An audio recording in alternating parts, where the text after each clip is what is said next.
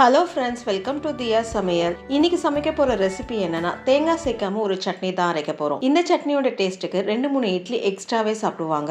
வாங்க எப்படி செய்யறதுன்னு பார்க்கலாம். அதுக்கு முன்னாடி இப்பதான் ஃபர்ஸ்ட் டைம் என் சேனலை பாக்குறீங்கன்னா உங்களுக்கு என்னுடைய வீடியோ பிடிச்சிருந்தா சப்ஸ்கிரைப் பண்ணுங்க, மறக்காம பெல் ஐக்கானை கிளிக் பண்ணுங்க. அப்படியே ஒரு லைக்கை தட்டுங்க. உங்களுடைய கருத்துக்களை எனக்கு ஃபீட்பேக்கை கமெண்ட் செக்ஷன்ல போஸ்ட் பண்ணுங்க. வாங்க சட்னி எப்படி அரைக்கிறதுன்னு பார்க்கலாம். ஒரு பேன் எடுத்துக்கோங்க. பேன் நல்லா சூடான பிறகு 1-1.5 ஸ்பூன் எண்ணெய் சேர்த்துக்கோங்க.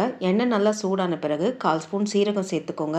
சீரகம் நல்லா பொரிஞ்ச பிறகு ஒரு மீடியம் சைஸ் வெங்காயத்தை ரஃபா கட் பண்ணி சேர்த்துக்கோங்க. 4-5 பச்சை மிளகாய் சேர்த்துக்கோங்க. உங்க காரத்துக்கு ஏற்ப கூடவோ குறைவோ சேர்த்துக்கோங்க. 2 பூண்டு சேர்த்துக்கோங்க. இப்ப எல்லாம் ஒன்று சேர நல்லா வதக்கி விட்டுக்கோங்க. வெங்காயம் நல்லா சாஃப்ட் ஆகிற அளவுக்கு வதக்கி விட்டா போதும். வெங்காயத்துடைய கலர் சேஞ்ச் ஆகக்கூடாது. கண்ணாடி மாதிரி மாறும் தெரியுங்களா, அந்த அளவுக்கு வதக்கி விட்டுக்கிட்டா போதும்.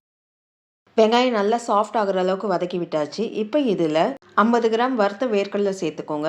50 கிராம் உடச்சக்கடலை சேர்த்துக்கோங்க. ஒரு அரை நெல்லிக்காய் சைஸ்க்கு புளி சேர்த்துக்கோங்க. தேவையான அளவு உப்பு சேர்த்துக்கோங்க. இப்போ மீடியம் ஃப்ளேமில் எல்லாம் ஒன்று சேர ஒரு 2 நிமிஷம் வதக்கி விட்டுக்கோங்க. நம்ம வறுத்த வேர்க்கடலை சேர்த்துருக்கனால ஒரு 2 நிமிஷம் வதக்கி விட்டால் போதும். ஒருவேளை உங்ககிட்ட பச்சை வேர்க்கடலை இருக்குன்னா ஒரு பேனில் நல்லா ட்ரை ரோஸ்ட் ஒரு 2-3 நிமிஷம் ட்ரை ரோஸ்ட் பண்ணிவிட்டு அதுக்கப்புறம் சேர்த்துக்கோங்க. எல்லாம் ஒன்று சேர ஒரு 2 நிமிஷம் நல்லா வதக்கி விட்டாச்சு. இப்போ அடுப்பு ஆஃப் பண்ணிடுங்க. இதை நல்லா ஆற விட்டு ஒரு மிக்ஸி ஜாருக்கு சேர்த்துக்கோங்க. ஃபர்ஸ்ட்டு தண்ணி சேர்க்காம ஒரு ஓட்டு ஓட்டிட்டு அதுக்கப்புறம் தேவையான அளவு தண்ணி சேர்த்து ஒரு சட்னி பதத்துக்கு அரைச்சி எடுத்துக்கோங்க. பாருங்க, இந்த மாதிரி அரைச்சி எடுத்துக்கணும். இப்போ இது ஒரு கிண்ணத்துக்கு மாற்றிக்கோங்க.